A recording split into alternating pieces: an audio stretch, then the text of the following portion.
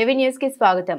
జిల్లా collector doctor Satyasarada జిల్లా వ్యవసాయ అధికారి అనురాధతో కలిసి గీసుకొండ మండల కేంద్రంలో పాకనాడు సురేష్ వ్యవసాయ క్షేత్రంలో కంబైన్ హార్వెస్టర్ తో కోస్తున్న వరి పంటను పరిశీలించడం జరిగింది. హార్వెస్టర్ ద్వారానే రైతులు వరి కోతలు చేస్తున్నందున హార్వెస్టర్ బ్లోయర్ స్పీడ్ 18 నుండి 20 ఆర్పీఎం ఉండే విధంగా వాటి యజమానులు చూసుకుంటే చాలు. చెత్తపోయి కొనుగోలు కేంద్రాల వద్దకు నాణ్యమైన వడ్లు వస్తాయని, తద్వారా రైతులకు మంచి ధర వస్తుందన్నారు. రైతుల కొనుగోలు కేంద్రాలకు ఒకేసారి రాకుండా ఒక క్రమ పద్ధతి పాటించాలని పీపీసీ నిర్వాహకులు ప్యాడీ క్లీనర్తో శుభ్రపరిచిన ధాన్యాన్ని వెంటనే మిల్లులకు తరలించే విధంగా రైతులు ఏఈ వాళ్లతో సమన్వయం చేసుకోవాలని సూచించారు. రైతులు ఎప్పుడూ ఒకే రకమైన పంటలు పండించడం కాకుండా విభిన్న పంటలు సాగు చేస్తే నేల సారం బాగుపడమే కాకుండా మంచి లాభాలు కూడా పొందవచ్చన్నారు.